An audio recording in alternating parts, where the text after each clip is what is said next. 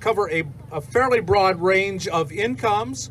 So if you're low to high income, or that's all relative, isn't it?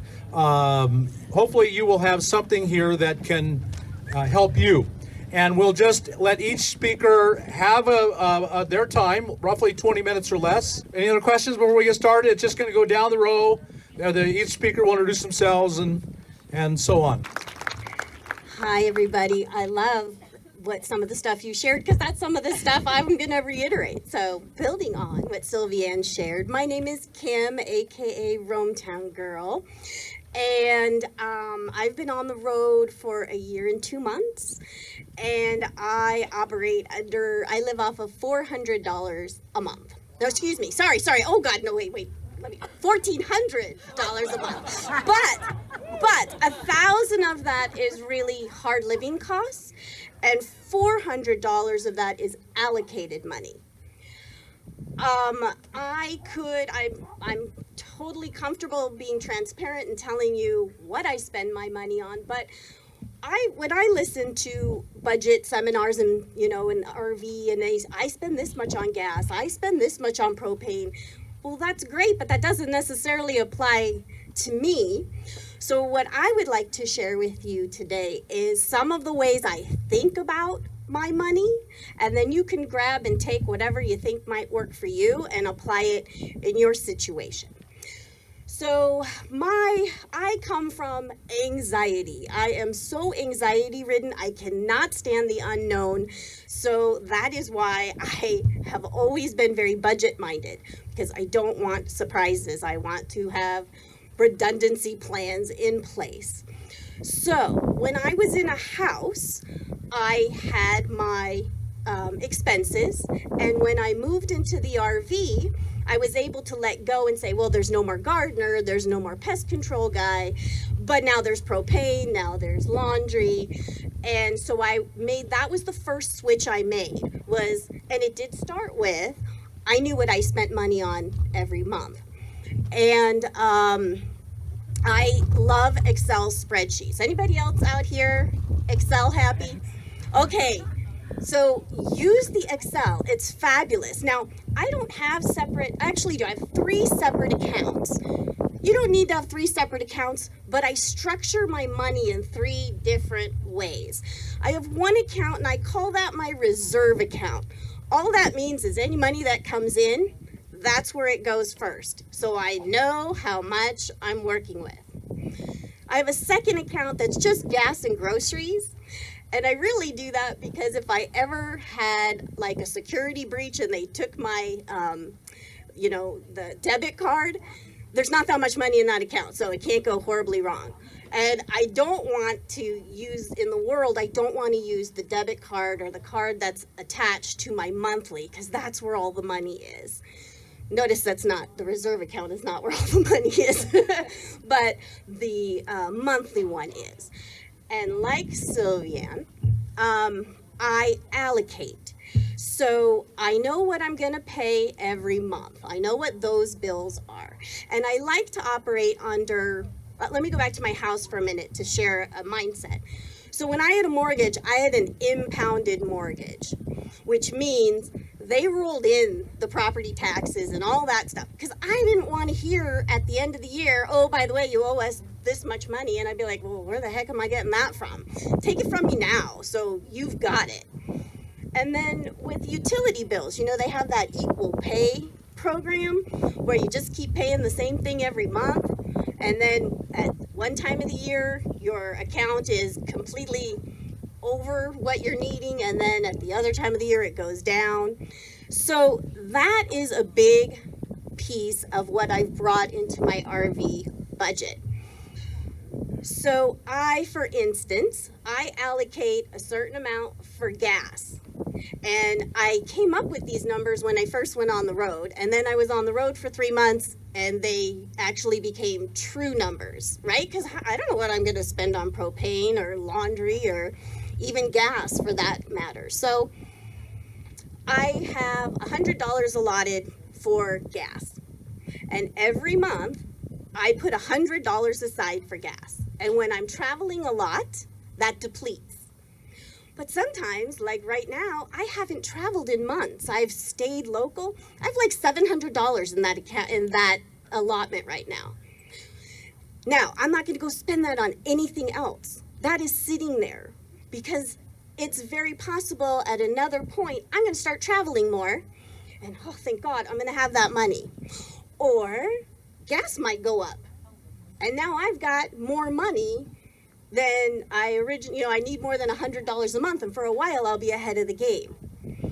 My tires, when I first got my RV, 6 tires on my Class C at $1.50 a pop if I'm lucky. Added that all up, and I understand that no matter how many miles, 4 years, you should change out your tires. And again, remember, I'm anxiety driven, so I don't want to push it my luck. So those are being changed at 4 years. 4 years from now, I got to come up with $1,100 or something. So divided it by 4 years, I put that money aside every month. So you get the gist of that, right? I won't belabor that point. Now, my Excel spreadsheet, the way I've got it set up, because things can change, I'm self-employed, so I can't always count on a fixed amount. But by knowing what my bills are, I know what I have to strive to earn every month. But if I weren't able to make my amount, I've got a backup plan, which is the $1,000 of my budget. Those are really hard costs. Those are things that, I could eat macaroni and cheese and knock down my grocery bill. I could not travel as much and knock down my gas bill if I had to, but I've prioritized them. So even my allotments, I've got them listed in a priority. And if I didn't make enough money, then okay, I'm not going to put any, like what's at the bottom? My dogs eat very well. I give them gourmet dog food that has to be shipped from Chewy.com. So if I were not to make enough money, the dog food would not get its allotment. And above that is my RV registration. So that's another thing, is I look at those big annual tickets divided by 12. Again, I don't want surprises when the big bills come due. So I think that's pretty much, that's the distinction I really want to share, is the concept of thinking of allotting things and then being good about allotting them even if you don't particularly use them. And I'll give you, it's almost like a forced savings, because one of the things I've done is, of course, set aside money for taxes. And I won't know for sure, but it's looking like I might have set aside almost $1,000 too much. So if that's the case, yay to me. But now let me tell you what I'll do with that $1,000. I'll apply it to the next month's bills. I always try to allot forward when I have extra money. Because again, you don't know what's going to happen. Maybe something will happen, I won't be able to work a month. If I've got a little bit of money, like I've already got some money towards February or March, buys me a little bit of time. So that's really what I wanted to share. I also wanted to say that as I was working on this, I am so passionate and caught up in this energy that I think there's a book brewing here. So I'm going to keep working on this, and I would like to extend an invitation to everybody. I go by RoamtownGirl, and I have a Gmail account, RoamtownGirl.com. Anybody who would like to email me directly with a question, I am totally happy to help you individually. And as well, by doing that, you help me kind of broaden the scope of what information people would like. And if you can't remember Roamtown Girl, after the talk, I have little stickers, and you're free, you know, come up and grab one, and then you have no excuse to not reach out to me. Sure, Roamtown is RoamTown, like instead of hometown, Roamtown, girl, at gmail.com. And there's a website.com, and there's a YouTube, but it all based on Roamtown Girl.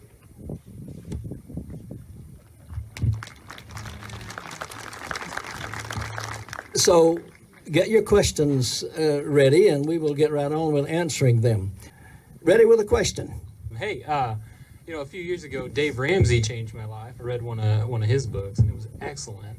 But I don't expect that everybody out here likes the Southern Baptist kind of approach. So I was curious what resources you guys would recommend, if there's any Money Magazine or anything that you guys pay attention to that would be a real helpful for you know, the budget mindset. You know, what keeps you guys in that mindset of we want to save money and you know, keep the sprinkles from coming out? I don't have a book. I'm just petrified I'm not going to have enough money to pay my bills. so it's a game. You know, it's a game for me.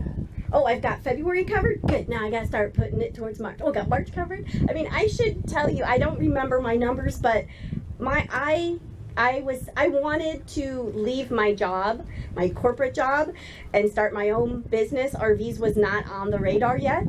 And the universe went, hey, you don't even have to have courage. We'll let you go. They did away with my position, and here's a severance package. And then that was followed by some, you know, a few years, I guess a year, 26 weeks, whatever, of unemployment. And I caught on right away. I'm like, oh, wait a minute. I started taking the money and I started putting it towards future months. And I was let go March of 2017, and I didn't have to find a way to make money until May of this year. Wow. So make it a game. Make it a game. Yeah, that's awesome. I mean, I wanted to find out if you have any specific tips on some of the things that she alluded to, but some things like ways that on the road you save money on food, that you save money on fuel, that you save money on, say, if you want to shower outside of your rig. Could you give some specifics on areas of need that everyone would have that you save money on, and how you reduce your expenses in those specific areas? I'll tell you, the big thing is I like to make conscious choices. So if you're game and you track your mileage a couple times, you know, and see how much it costs me 43 cents a mile. So when I need to go somewhere, I'm looking at how many miles, I'm looking at how much it is, and then sometimes I think I'm not doing it. So not exactly the answer, but making choices from awareness.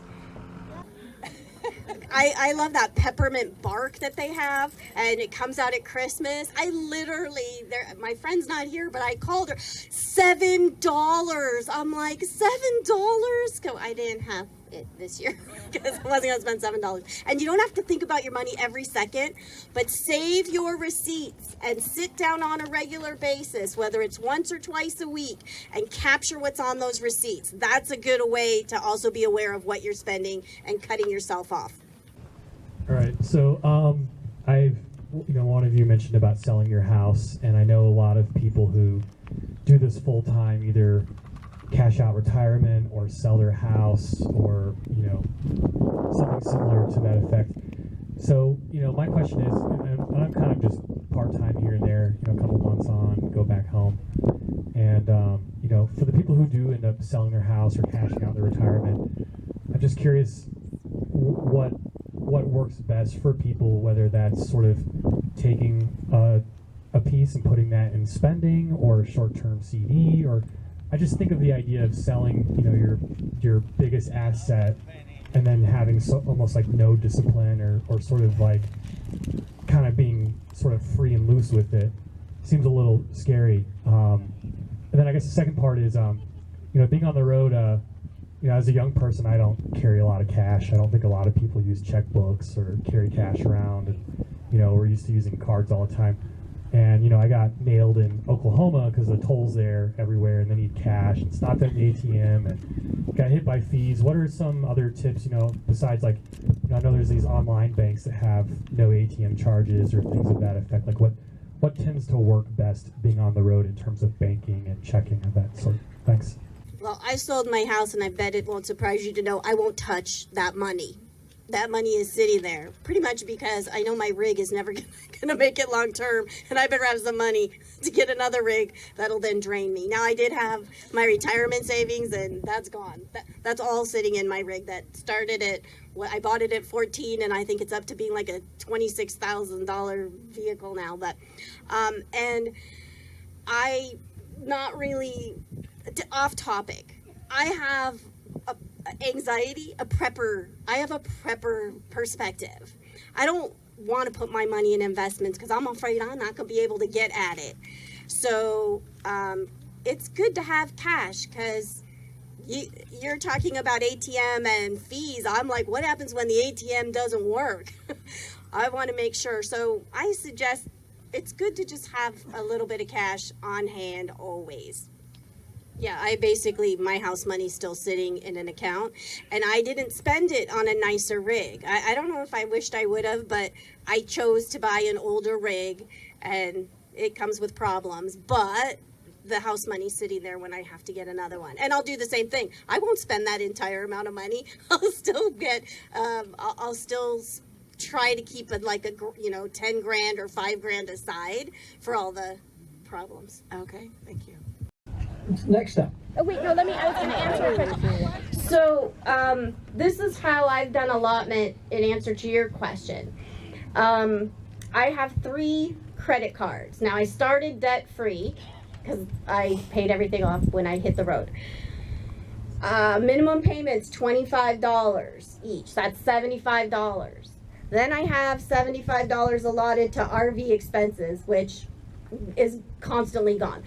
But that's $150 in my budget for the RV. So if I had to use my credit cards, I actually have already $75 a month to pay towards the credit card coming out of the gate.